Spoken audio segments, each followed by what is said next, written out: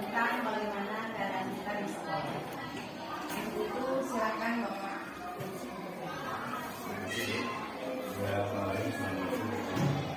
Waalaikumsalam warahmatullahi wabarakatuh.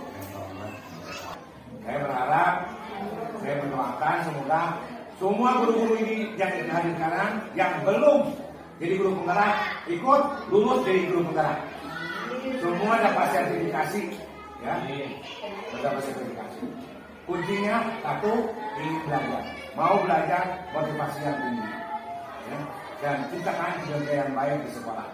Itu saja dari saya sebagai pembuka kegiatan ini, dan selamat kepada Bella. Bella, silakan tularkan. Bu Nina, silakan tularkan. Bapak teh 20 ayeuna teh sekolah tentu saja tidak hafal satu-satu kecuali kepala sekolah anak gitu ya. Ampurawe dinanya. Ya salah bukan gitu satu.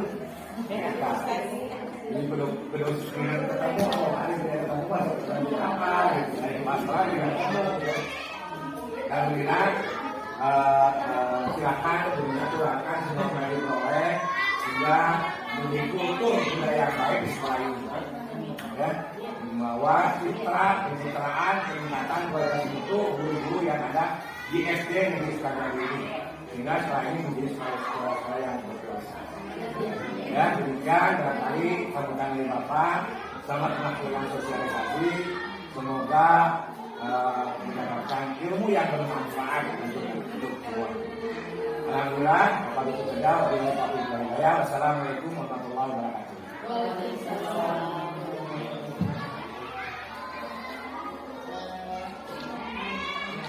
Terima kasih kepada Bapak Kepala Dinas. Semoga apa yang beliau sampaikan menjadi motivasi kita untuk bekerja dalam sehari-hari, ya. Untuk selanjutnya silakan kegiatan ini. Bismillahirrahmanirrahim. Assalamualaikum warahmatullahi wabarakatuh. Alhamdulillahirabbil alamin wa bihi nasta'in ala umuri dunya waddin wa ala alihi wa sahbihi ajma'in, amma ba'du. Terima kasih kepada Ibu Kepala Sekolah yang telah memberikan kesempatan saya untuk menjalankan tugas saya sebagai CGP, juga kepada Ibu Bapak Guru yang sudah mendukung saya dalam pelaksanaan diseminasi budaya di sekolah, budaya positif, ya, budaya positif di sekolah. Bapak Ibu, saya di sini diberi tugas untuk menyampaikan, memaparkan kembali apa yang sudah saya dapat di CGP kepada Ibu Bapak, ya, tentang budaya positif di sekolah. Tentang budaya positif di sekolah yang kita lakukan. Tujuan dari budaya positif di sekolah ini untuk menumbuh kembangkan motivasi intrinsik warga sekolah. Motivasi itu merupakan kemampuan diri sendiri dari dalam, ya Bu, dari dalam untuk menangani masalah yang dihadapi dengan bertanggung jawab. Jadi menumbuh kembangkan motivasi intrinsik. Jadi anak berbuat baik itu bukan karena suruhan kita, gitu ya, tapi berasal dari dirinya sendiri ingin berbuat baik, berdasarkan dari dirinya sendiri untuk disiplin, untuk mematuhi aturan-aturan sekolah. Seperti itu, ya Ibu Bapak. Tujuan kegiatan ini yaitu membangkitkan motivasi dari Bapak Ibu supaya dapat melaksanakannya dalam kelas, ya. Perubahan dan menggerakkan tidak harus langsung, ya, tidak harus tetap menjadi besar, tapi mulai dari perubahan diri sendiri. Misalnya saya ingin mengubah sekolah ini, tapi saya tidak sanggup, ya di kelas aja dulu, ya, untuk membiasakan melakukan budaya positif tersebut. Tapi kita menanamkan dengan budaya positif ini adalah dari motivasi dari dalam. Ya, kita berusaha untuk memotivasi anak dari dalam, dari kesadaran dia sendiri. Nah, jangan sampai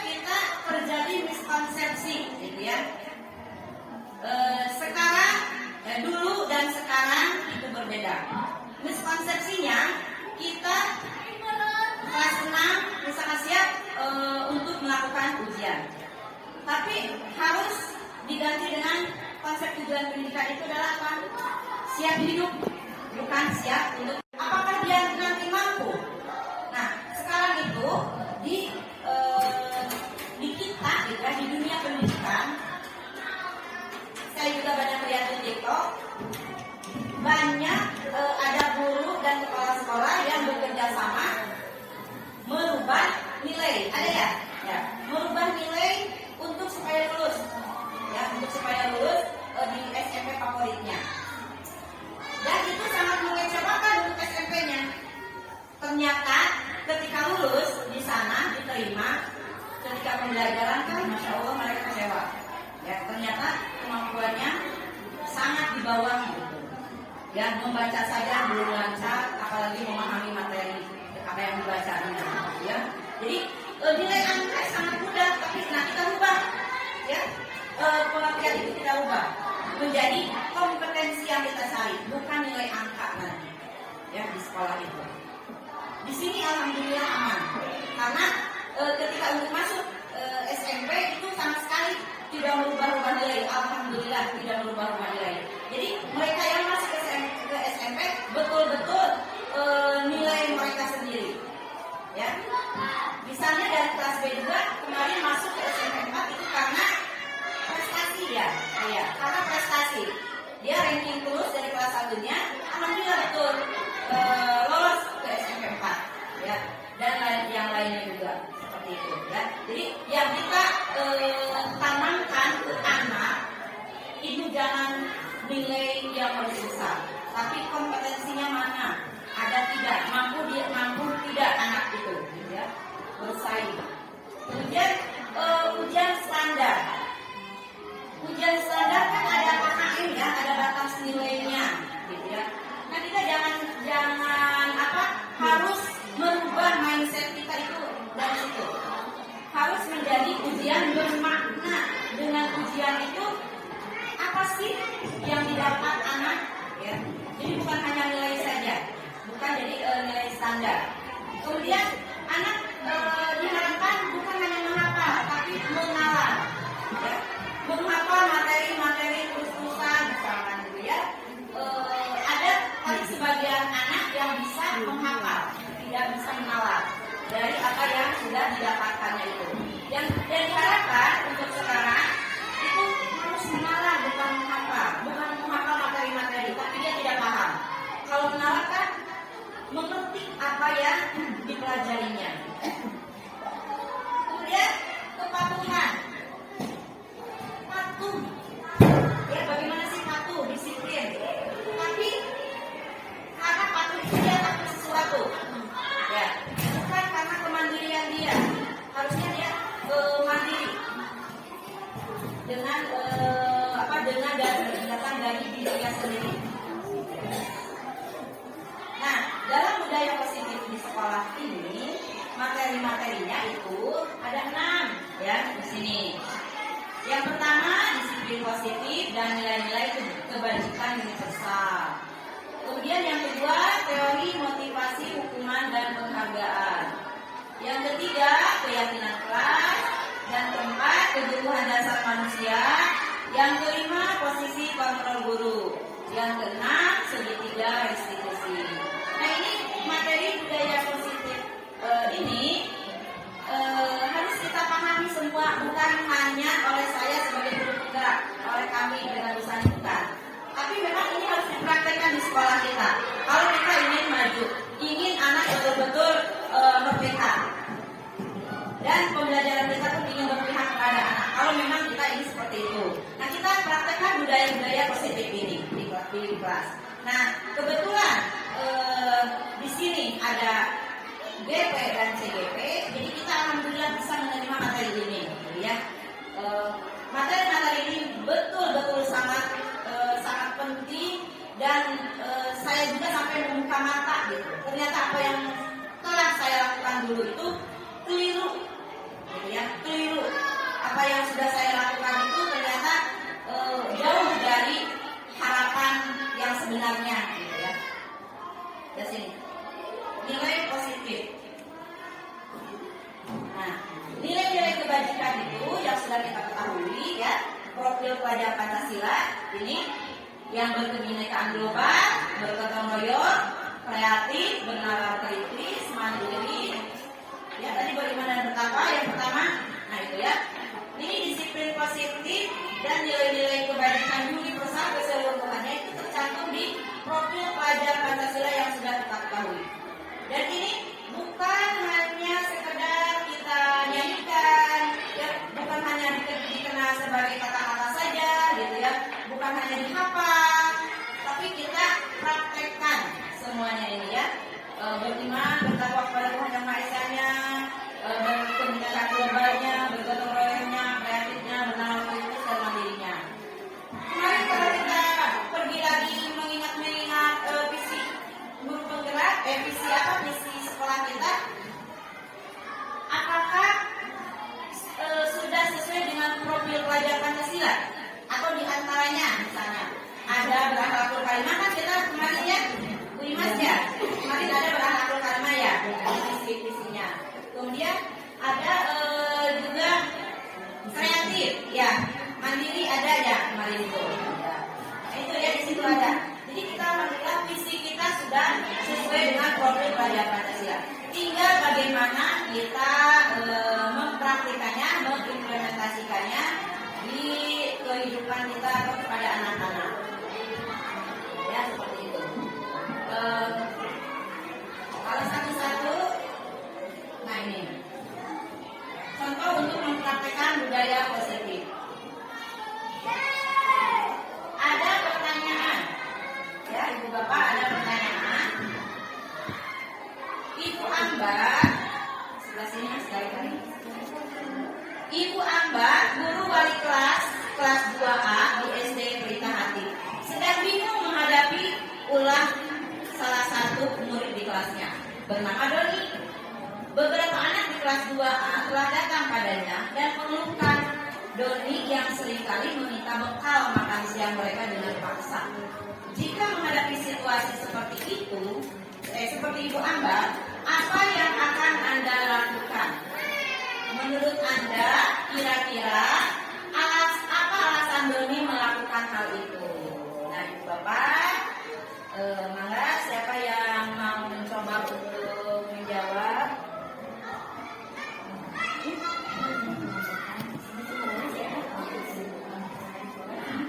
Mungkin tidak pernah dikasih data. Ya, gimana? Jarang dikasih data. Ya, oh, pertanyaan pertama ya. Apa yang Anda lakukan kalau menghadapi situasi seperti Ibu Ambar? Yang pertama kan tadi menegur Doni. Ya, kadang tadi dipaksa jadi. Iya, karena udah terpaksa ya, dengan paksa. Terus apa lagi? Menanyakan pelan-pelan. Ya, menunjukkan menanyakan pelan-pelan. Tidak dengan emosi. Ya. Ibu Ambarnya menanyakan atau kita menanyakan kepada Doni dengan sabar, bertanya baik-baik, jangan sampai kita memarahi Doni. Terus kira-kira apa sih alasan Doni melakukan itu? Kira-kira apa? Kebiasaan sih ya tidak bekal karena ya ada anak yang sudah dikasih bekal tapi biasanya memang biasa ada ya. Apalagi tadi Bu ya? Mungkin diberi bekalnya kurang sih. Iya, memberi bekalnya kurang. Nah ini ya, jadi ini kan apa sih kasus-kasus ini sangat familiar ya, sangat kita banget gitu ya. Ya, kita banget gitu. Sering ada di sekolah gitu bahwa di kelas kita ini suka mengganggu anak salah seorang anak gitu ya yang seperti itu. Coba kita lihat kira-kira nah ini kita lihat kebutuhan dasar manusia. Jadi si Doni itu sebenarnya apa sih gitu ya?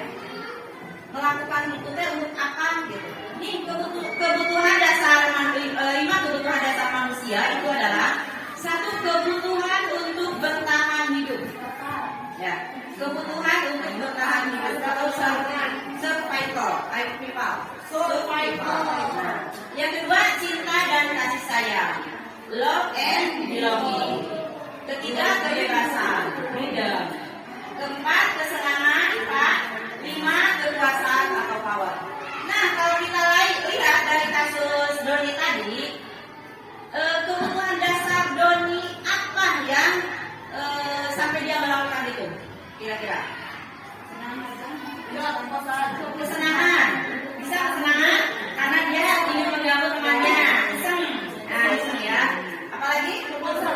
Power. Karena ada paksaan.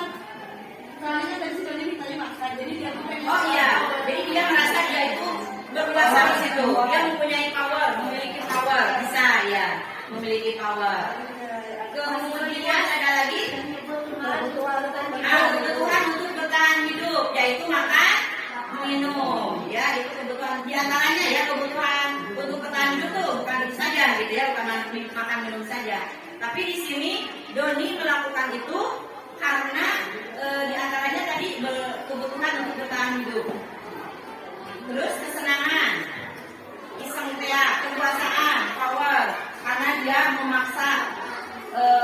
Dengan cara memaksa dia seolah-olah memiliki power, kekuasaan. Saya yang paling, gitu ya, saya yang paling kuat. Gitu. Kemudian itu ya hasil dari analisa Bapak Ibu dan bapaknya Mbak Dada. Oke, itu sebelum kita lanjut. Sebelum kita lanjut ada ice breaking dulu nih ya. Takutnya pada ngantuk ya. Coba ini apa?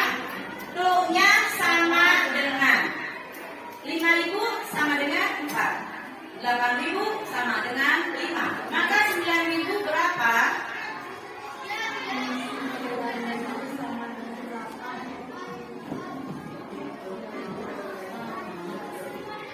Kira-kira berapa ya ibu-ibu? Boleh isi dulu baru boleh berpikir dulu. Oh, kata Ibu Hera 7. Ada lagi? Oh, masih salah ya? Ada lagi? 9.000 sama dengan 8. 9.000 sama dengan 8. Belum. Clue-nya sama dengan 9. Belum kayaknya. Siapa ya yang bisa ya?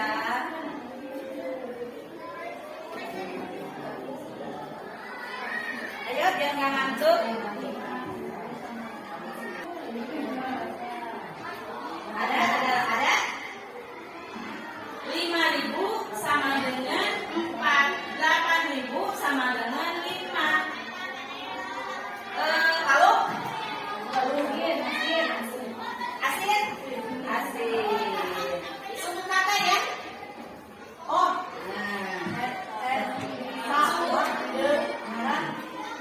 Jangan.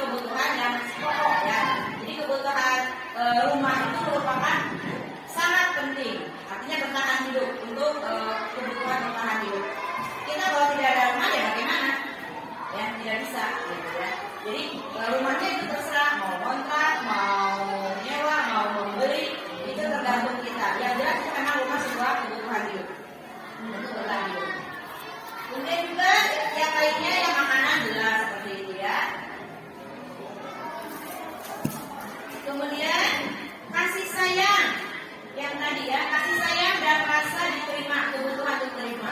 Kebutuhan ini dan 3 kebutuhan berikutnya adalah kebutuhan psikologis, ya. Kebutuhan untuk disayangi dan diterima. Tadi kasih sayang, Doni bisa tidak dia memerlukan kasih sayang? Bisa, ya, saya. Jadi mungkin saja Doni itu kekurangan kasih sayang sehingga dia meluapkannya ke temannya di sekolah, ya, dia berbuat seperti itu.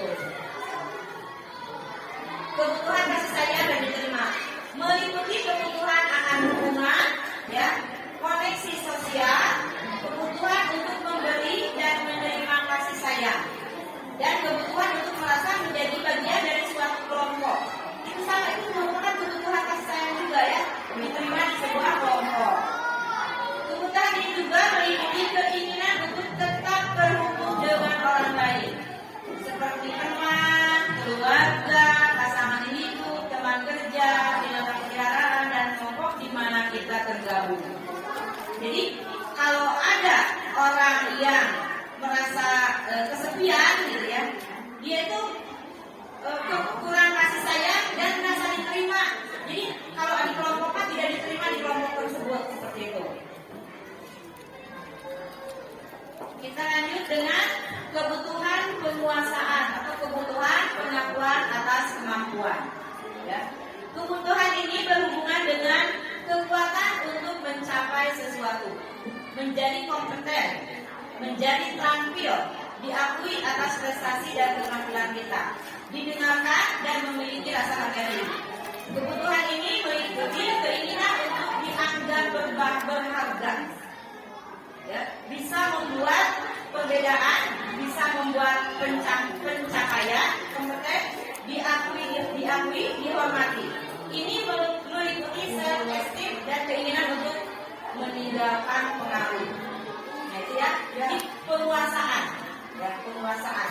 Ingin seorang yang mempunyai power, gitu ya, ingin dihargai, diakui, dihormati. Nah, itu perasaan dari suatu kebutuhan penguasaan.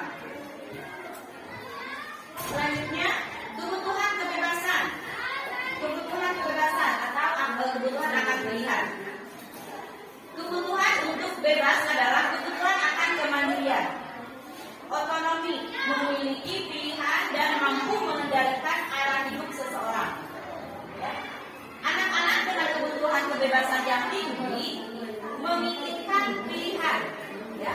Mereka perlu banyak bergerak, suka mencoba-coba, tidak terlalu terpengaruh dengan orang lain, dan senang mencoba hal baru.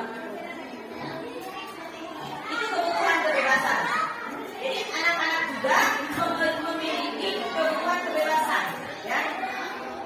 Mereka, kita tahu mereka banyak bergerak, ya, perlu banyak bergerak. Selalu ingin mencoba-coba hal baru, ya. Itu merupakan sebuah kebebasan, kebutuhan kebebasan dari kebutuhan pokok manusia. Lalu kebutuhan kesenangan, kebutuhan untuk merasa senang, ya. Kebutuhan akan kesenangan adalah kebutuhan untuk mencari kesenangan, bermain dan tertawa, ya. Bagaimana kalau kita sehari tidak tertawa atau tidak bahagia? Jangan sehari, ya, sejam kita sedih aja nggak kuat, atau setengah jam kita marah, gitu ya, ke anak. Jangan setengah jam, seperempat jam kita marah ke anak. Nggak enak kan, ya, ini urat-urat naik, capek, ya, capek kita, padahal kita nggak mana-mana, tapi kita capek, merasa capek, gitu ya. Itu kebalikan dari kesenangan. Jadi kita itu hidup perlu dengan kesenangan, kebahagiaan.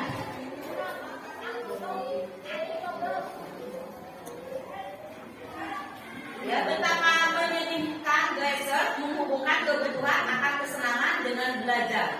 Semua hewan dengan tingkat intelijensi tinggi seperti anjing, lumba-lumba, primata dan lain-lain bermain. Saat mereka bermain, mereka mempelajari keterampilan hidup yang penting. Ya, manusia juga sama seperti itu. Ketika bermain, ketika bersenang-senang, sama. Semuanya belajar. Ya, jadi makanya teknik belajar kita harus menyenangkan, gitu ya. Jadi penuh dengan permainan, penuh dengan kesenangan. Anak tidak dipaksa, ya. Sebelum dilanjutkan, ada yang mau ditanyakan terlebih dahulu atau mau menebak ini dulu, ice breaking dulu. Nah, ada ice breaking lagi ibu-ibu, coba ditebak. Apa ya? Ada hadiahnya, apa ya? Ucapan terima kasih atau ucapan terima kasih. Pisau tajam. Pinter. Ya. Pisau tajam betul lah. Betul? Ya. Pisau. Tajam. R-nya dihapus katanya daripada nanti. Nah, jadi raja, jadi taja ada N, jadi taja. Ya. Lagi ya, boleh. Ada. Dua. Yang mana? Ini. Bintang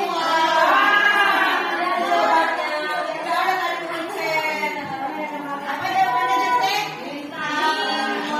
Oh iya, S-nya diganti ya, jadi pantas. Minta uang. Ya, cerita tentang apa? Ice breaking untuk sekedar menyegarkan pikiran kita. Takutnya kita ngantuk, ya. Ini ada apa ini? Posisi kontrol dulu. Kita kembali ke yang atas kan tadi ada apa? Nilai-nilai kebajikan, ada posisi kontrol dulu. Nah ini posisi kontrol dulu, posisi kita sebenarnya di mana? Apakah sebagai penghukum, pembuat rasa bersalah, sebagai teman, sebagai pemantau, atau sebagai manajer? Sebagai apa kita seharusnya dan selama ini?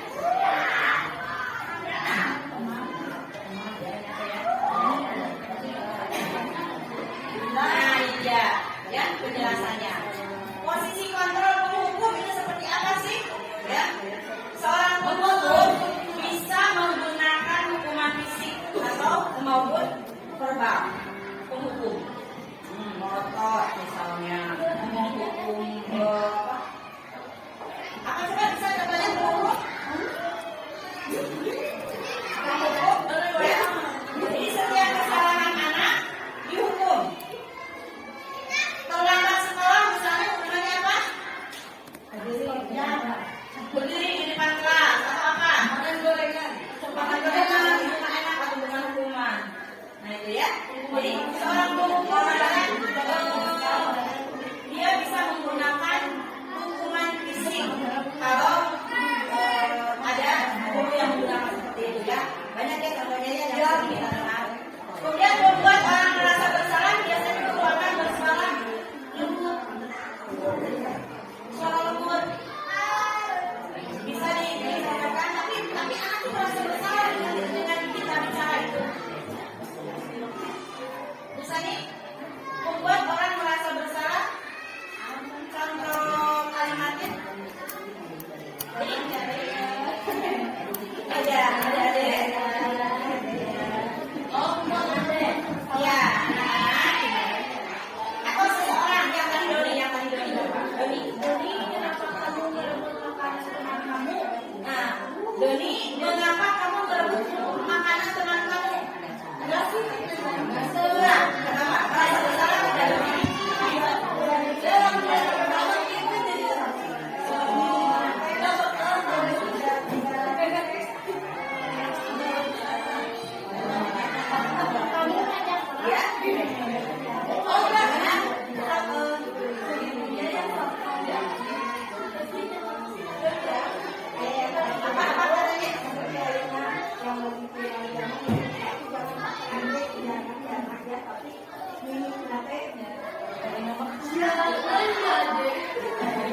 Ya. Jadi kita berkata lembut, tapi anak kamu merasa bersalah. Ya, gimana ya? Nah,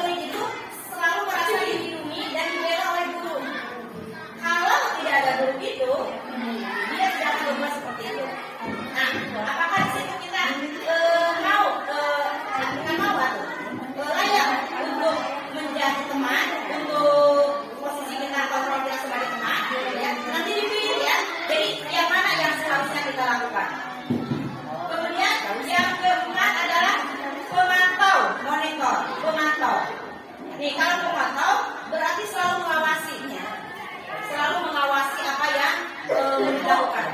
Kamu belum selesai juga, misalnya mengerjakan tugasnya, terus diawasi, ya. Kemudian sebagai manajer, atau respon menunjukkan tanggung jawab guru dalam posisi terakhir, ya, menunjukkan tanggung jawab guru sebagai dalam posisi terakhir. Manajer adalah posisi mentor di mana guru berbuat sesuatu bersama dengan murid, melakukan, ya, mempersilahkan murid mempertanggungjawabkan perilakunya, mendukung murid agar dapat menemukan solusi atas permasalahannya sendiri. Jadi ya, kalau manajer, posisi manajer yang saya dapat di program CGP ini, ketika murid berbuat kesalahan, ya, murid berbuat kesalahan, kita memposisikan diri, ya, sebagai tanggung jawab guru kepada murid dan bertanya kepada murid apa yang sudah dia lakukan. Kemudian dia mempertanggungjawabkan segala perbuatannya. Jadi kita mencari solusi dengan murid itu bareng-bareng. Jadi kira-kira apa yang harus kita perbaiki, gitu. Ya, kalau kita posisi kita sebagai manajer. Jadi bukan murid yang harus menentukan atau murid merasa bersalah, apalagi sakit hati atau menunggu. Kalau menghukum efeknya ke murid, dendam, tidak bisa dendam, murid itu sakit hati betul-betul karena diperlakukan kasar oleh guru. Kemudian penghukum itu kadang-kadang menghukum tidak sinkron dengan kesalahan.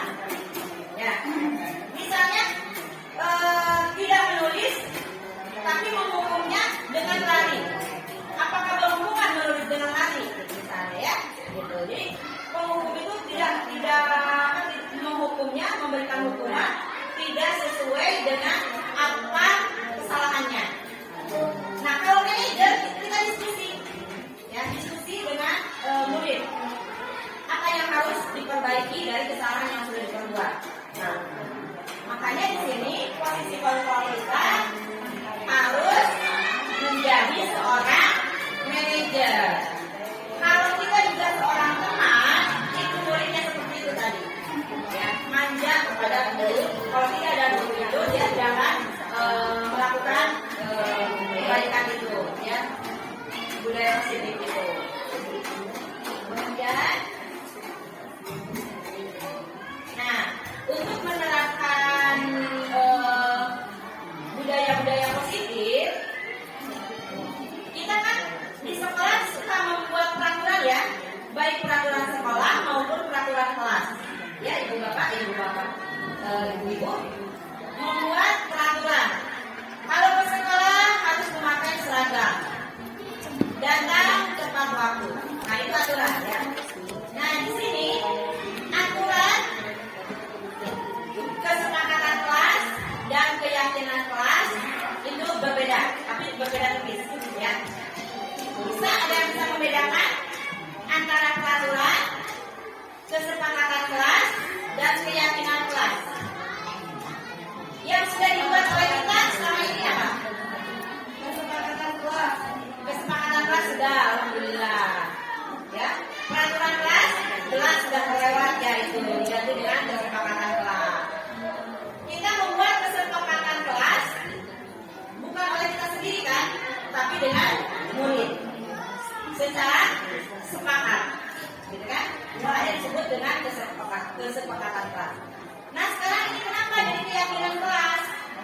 Kita lihat, keyakinan kelas adalah salah satu disiplin positif yang bisa kita terapkan dalam membangun budaya positif di sekolah. Keyakinan kelas dipilih karena setiap tindakan atau perilaku yang kita lakukan di dalam kelas dapat menentukan terciptanya sebuah lingkungan positif. Perilaku warga kelas menjadi sebuah kebiasaan yang akhirnya membentuk sebuah budaya positif. Ya, pengertian dari keyakinan kelas, kalau secara bahasa kesepakatan kelas, keyakinan kelas ini mirip. Hanya keyakinan kelas bedanya itu betul-betul dari diri sendiri yang Ya, lebih. Jadi ketika kita mengungkapkan ibu keyakinan kelas di sekolah supaya di kelas supaya setelah saya belajarnya nyaman, saya ingin di kelas tidak ada apa namanya pembulian misalnya ya, harus saling menghargai, misalnya, gitu ya. Terus itu kan betul-betul dari diri keluarnya, dari diri sendiri, dari memang dirinya ingin berubah, memang dirinya ingin melakukan itu, ya, ya. Jadi keyakinan. Nah, insya Allah kan kita sudah membuat ya semua sudah membuat keyakinan kelas masing-masing di kelas, dan itu diminta dari setiap murid satu orang satu keyakinan atau satu kalimat atau satu peraturan, satu disiplin positif yang ingin diterapkan di kelas. Ya. Kemudian keyakinan itu kita dengan harus disepakati kan semua kelas, nah itu harus ada tanda tangan dari setiap murid. Ditandatangani oleh murid bahwa kita sepakat untuk melakukan itu. Seperti di sini tertib saat belajar mengajar, menjaga kebersihan, kebersihan diri sendiri, kelas dan juga lingkungan sekolah. Rasa aman adalah hak setiap orang atau stop bullying, bersikap jujur, ya. Gitu. Dan keyakinan kelas ini menggunakan kata positif. Nah, bisa ya tidak menggunakan kata negatif. Tidak boleh mencontek misalnya. Nah, kita ubah menjadi bersikap jujur. Atau tidak boleh membuli. Ya. Kita ubah harus saling menghargai misalnya, saling menghormati ya, seperti itu ya. Insya Allah di sekolah kita sebagian sudah mempraktekkan keyakinan kelas ini. Nah, tujuan keyakinan kelas dilaksanakan ya untuk menciptakan pembelajaran yang berpusat pada murid. Dulu kita membuat peraturan sekolah atau peraturan kelas oleh guru sendiri. Ya, murid tidak dilibatkan. Ya. Tapi sekarang dengan kurikulum merdeka, dengan pendidikan menurut Ki Hajar Dewantara harus berpusat kepada murid. Kita semuanya diskusikan dengan murid. Juga tentang keyakinan kelas. Nah, keyakinan kelas itu kalau kita sudah dibuat dan diskusi dari murid, pasti itu menciptakan pembelajaran yang aman, nyaman, menyenangkan. Dan itu adalah dari murid juga untuk murid. Nah, berarti kita sudah melaksanakan pembelajaran yang berpusat pada siswa, pada murid. Kemudian memunculkan keterlibatan murid dalam menentukan kelas yang diimpikan. Jadi muridnya dibikin kelas seperti apa sih? Nah, di situ ada ya diungkapkan apa yang dia inginkan diungkapkan. Sehingga murid lebih bertanggung jawab akan keputusan yang mereka buat bersama-sama ya dari kesepakatan kelas itu. Kemudian untuk menumbuhkan komunikasi efektif antara murid dan guru, jelas ya, karena kesepakatan itu juga dibuat oleh kedua belah pihak. Jadi di situ ada interaksi antara murid dan guru, ada kesepakatan antara murid dan guru demi untuk pembelajaran yang berpusat pada murid dan lebih menyenangkan.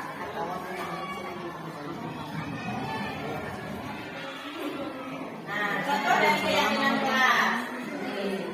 Keyakinan kelas misalnya menjadi disiplin, ya dari disiplin datang tepat waktu di sekolah, mengerjakan tugas tepat waktu, mengikuti kegiatan upacara dan tidak ada halangan. Oh, kalau tidak ada halangan.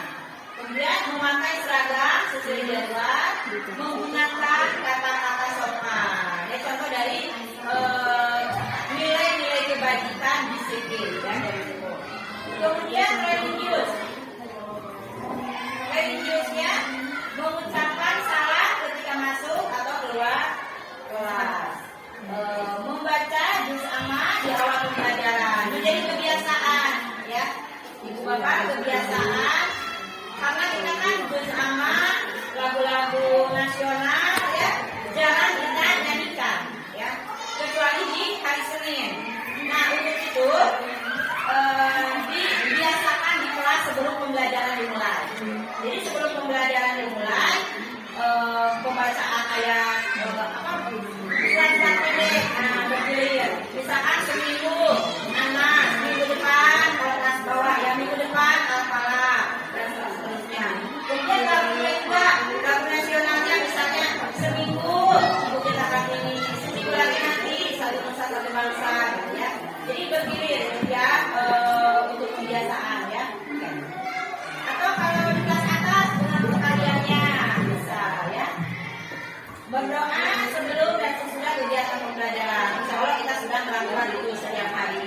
sudah menjadi kebiasaan kita.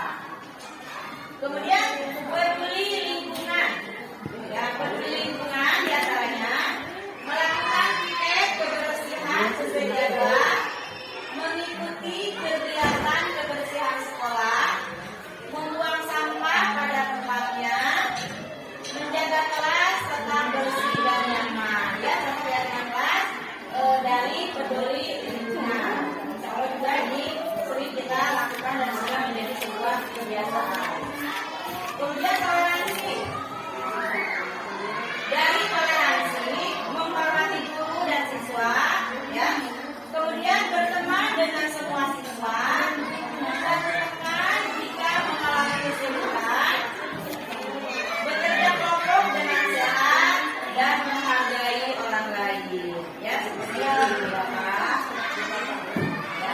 Ini contoh-contoh keyakinan kelas atau kesepakatan kelas. Nanti kita yang belum mempraktekkan bisa kita nanti praktekkan di kelas. Ya, jadi dengan cara itu kita berdiskusi dengan siswa, untuk menentukan disiplin apa sih yang ada di kelas agar kelas kita itu belajarnya dengan nyaman. Seperti itu. Ada pertanyaan, Ibu Bapak?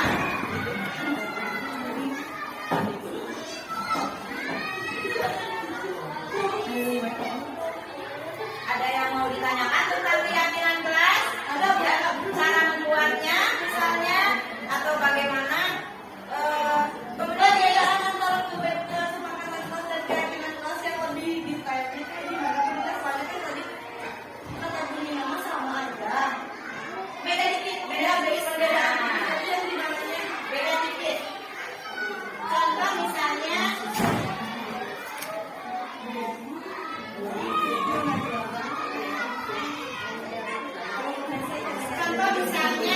kalau peraturan sekolah yang kita yang membuat, guru yang membuat, anak tidak dilibatkan. Kalau kesepakatan, kita sepakat dengan anak. Kadang boleh anak tuh yang lain tidak peduli gitu ya. Sepakat gitu. Seperti dipaksa oleh guru. Nah, jadi kalau kesepakatan lebih diambil kayak voting yang terbanyak nggak? ya, gitu. Kalau keyakinan betul-betul datang dari kita, gitu. Datang dari diri sendiri. Betul-betul ini seperti itu, gitu. Gitu. Nah, kita berusaha ke arah keyakinan kelas yang kita lakukan. Ya. Jadi supaya ada motivasi intrinsik. Ya. Ya, terima kasih juga, Ibu Najla. Kebutuhan dasar, posisi kontrol sudah, keyakinan kelas sudah. Selanjutnya ke segitiga restitusi. Ini Bapak, segitiga restitusi itu apa sih? Segitiga restitusi.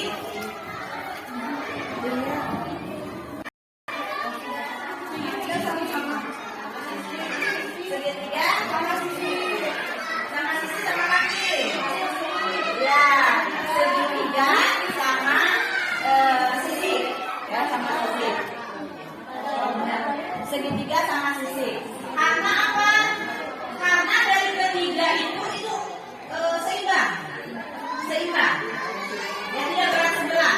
Jadi kita harus melakukan yang pertama tadi melakukan menstabilkan identitas, memvalidasi tindakan yang salah dan menanyakan keyakinan. Nah, ketiganya itu harus seimbang, harus sama, gitu ya. Ya, seperti itu Ibu-ibu.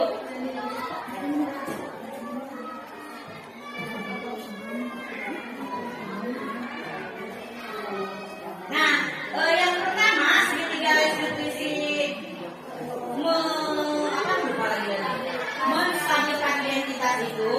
Jadi kita ketika ada sebenarnya ada videonya ya. Menanyakan apa menstabilkan identitas itu anak ditanya ya, ditanya supaya stabil dulu. Ya, meredakan emosi terlebih dahulu. Misalnya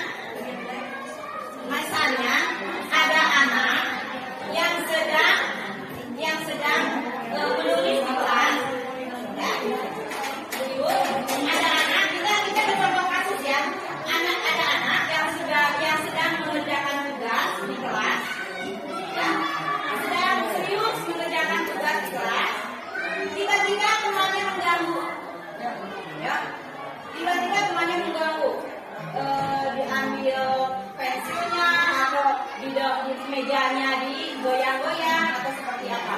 Nah, yang sedang mengerjakan itu dia merasa terganggu emosi. Misalnya langsung membengkak, langsung memukul tangannya, misalnya gitu ya.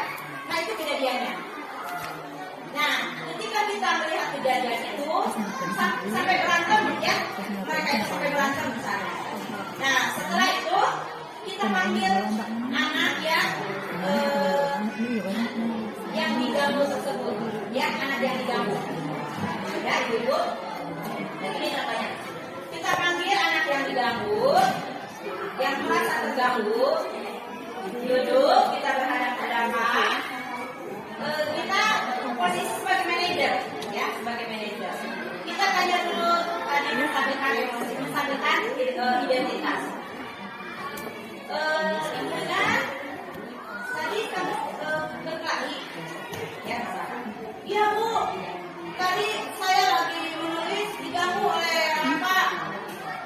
Terus apa yang kamu lakukan? Saya pukul apanya Bu? Saya bentak dia. Ya, terus kamu melakukan itu pasti ada alasannya. Iya Bu, karena saya kan terganggu. Saya sedang menulis, saya sedang mengerjakan tugas diganggu. Iyalah saya marah, gitu ya. Nah itu masih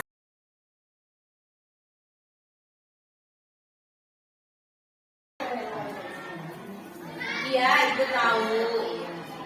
Kamu berbuat itu ada alasannya.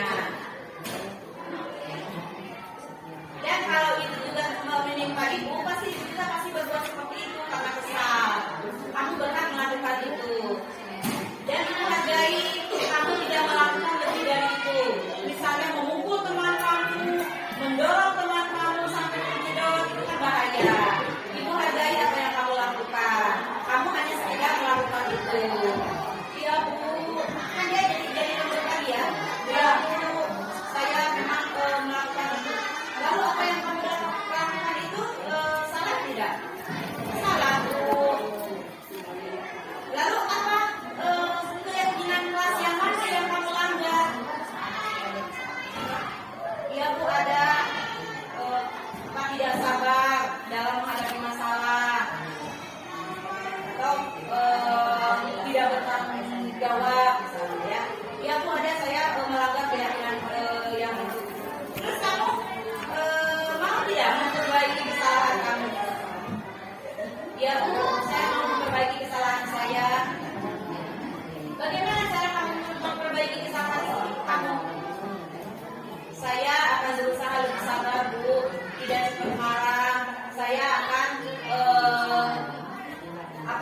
sebelum bertindak, saya tidak akan marah-marah, tidak akan mukul, tapi saya akan melaporkannya ke ibu.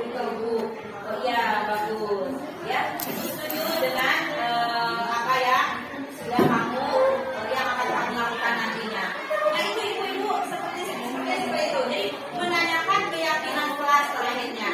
Jadi ketika kita menyelesaikan masalah, nah yang harus kita lakukan ini, ya segitiga restitusi kita menggunakannya ini. Ya, jangan kita sebagai pengukur yang nantinya akan membuat anak dendam, ya kepada gurunya, atau malah tidak mau belajar. Ya, jadi malah menjadi kesal si anak itu. Akhirnya bukan memperbaiki kesalahan, malah dia berbuat yang lebih bisa jadi seperti itu. Kalau kita bersikap seperti itu. Nah ibu-ibu, ini contoh kasus untuk penyelesaian secara segitiga restitusi.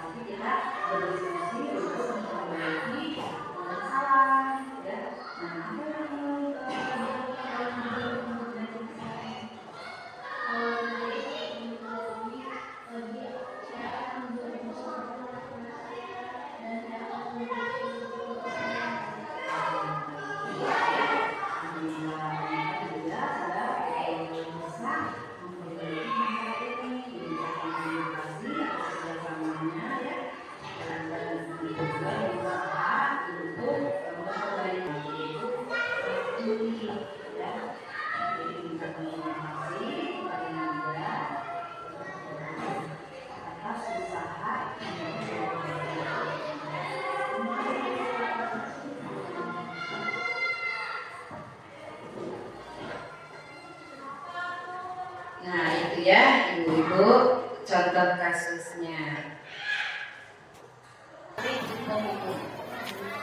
Nah, dari semua budaya positif di sekolah ini, dari ke-6 budaya positif, mudah-mudahan semuanya kita bisa melakukan ini ya. Yang pertama yang tadi disiplin positif dan nilai kebajikan ini besar. Kemudian teori, motivasi, hubungan dan penghargaan. Kemudian keyakinan kelas. Kemudian kebutuhan dasar manusia. Lalu 5 posisi kontrol guru. Kemudian segitiga restitusi.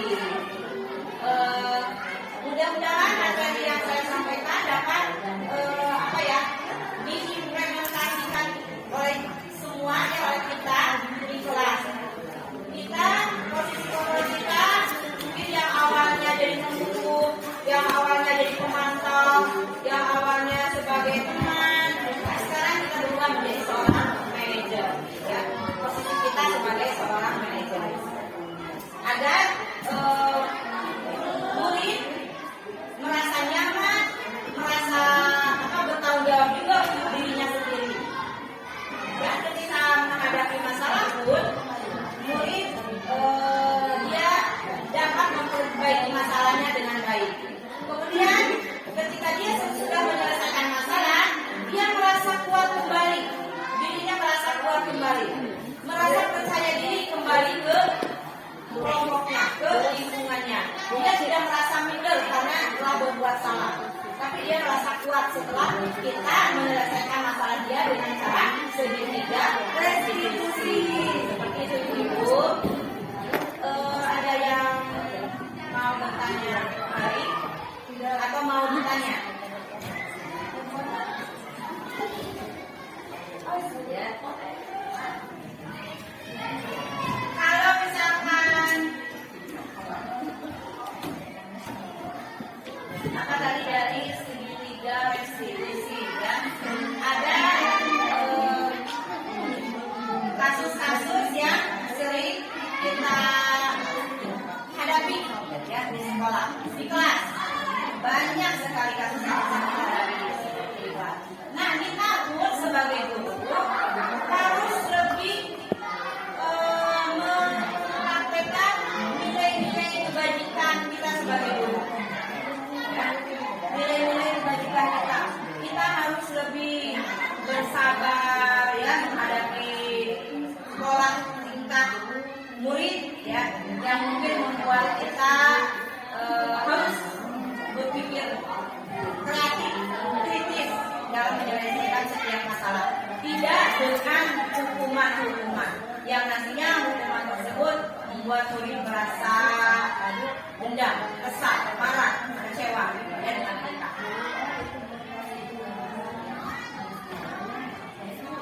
Mudah-mudahan apa yang saya sampaikan dari budaya positif ini sedikit banyaknya dapat diterima oleh ibu-ibu semua. Bisa kita praktekkan bersama-sama. Kita bercita-cita sama ingin menjadikan murid kita cerdas, kreatif, ya, berakhlak mulia. Dan kita dalam menciptakan, mewujudkan murid-murid apa yang kita inginkan itu berarti kita harus berkorban ya untuk dapat melaksanakan apa sih penunjang-penunjangnya untuk itu ya. Kita mau murid seperti apa yang kita harapkan, berarti kita harus mendorong murid, membantu murid menjadi contoh untuk murid ya. Ingat sosukulodo, ingat jamangun karso, tuturi handayani. Di depan menjadi teladan, di tengah menjadi pendorong, di belakang di tengah contoh, di belakang menjadi pendorong ya, gitu ya. Jadi kita senantiasa menjadi contoh yang baik untuk murid-murid kita. Kita menyuruh disiplin kepada murid, berarti kita pun harus disiplin. Kita harus berakhlak mulia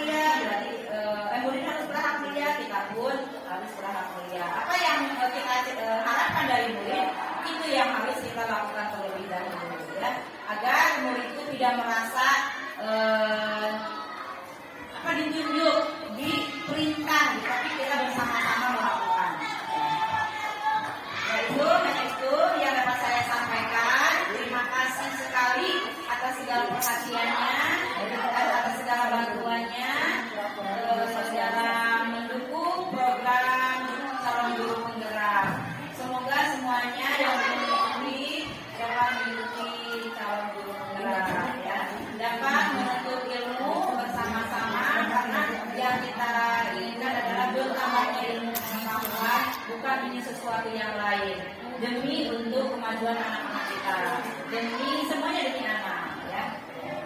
Mohon maaf atas segala kekurangan. Billahi taufiq wal hidayah. Wassalamualaikum warahmatullahi wabarakatuh. Terima kasih. Amin ya Allah. Assalamualaikum warahmatullahi wabarakatuh. Saya Ima Solihah, SAG MMPD Rekan Sejawat dari CGP Ibu Nina Susanti SPD dari SDN Sukajadi. Menurut saya dari kegiatan diseminasi budaya positif sangat bagus, jelas dan utuh. Disertai contoh konkretnya, budaya positif sangat bagus untuk diterapkan di sekolah karena yang selama ini siswa melaksanakan disiplin karena takut oleh guru dan hukuman.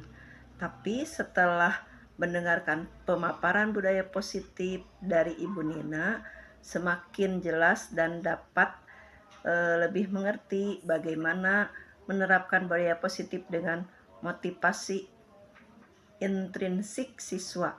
Juga lebih memahami tentang posisi kontrol guru, baik sebagai penghukum, pembuat merasa bersalah sebagai teman dan sebagainya. Selamat kepada Bu Nina, semoga dengan mengikuti CGP Bu Nina akan lebih mantap dalam menjalankan tugas-tugas CGP-nya. Terima kasih. Wassalamualaikum warahmatullahi wabarakatuh.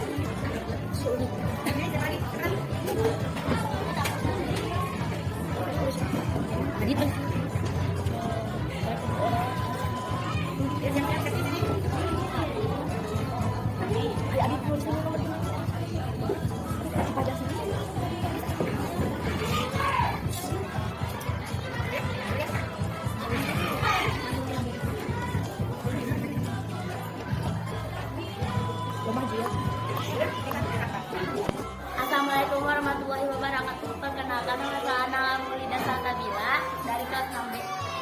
Assalamualaikum warahmatullahi wabarakatuh. Perkenalkan, nama saya Nana Pujasudiani. Saya dari kelas 6B. Assalamualaikum warahmatullahi wabarakatuh. Perkenalkan, nama saya Muhammad Rizky Ramadan, kelas 6B. Saya sangat bersemangat. Ya, saya sangat antusias. Saya sangat senang karena seru. Ya, sangat penting. Ya, sangat penting. Ya, sangat penting. Karena dapat menumbuhkan rasa tanggung jawab. Karena dapat lebih menghargai orang lain. Dapat disiplin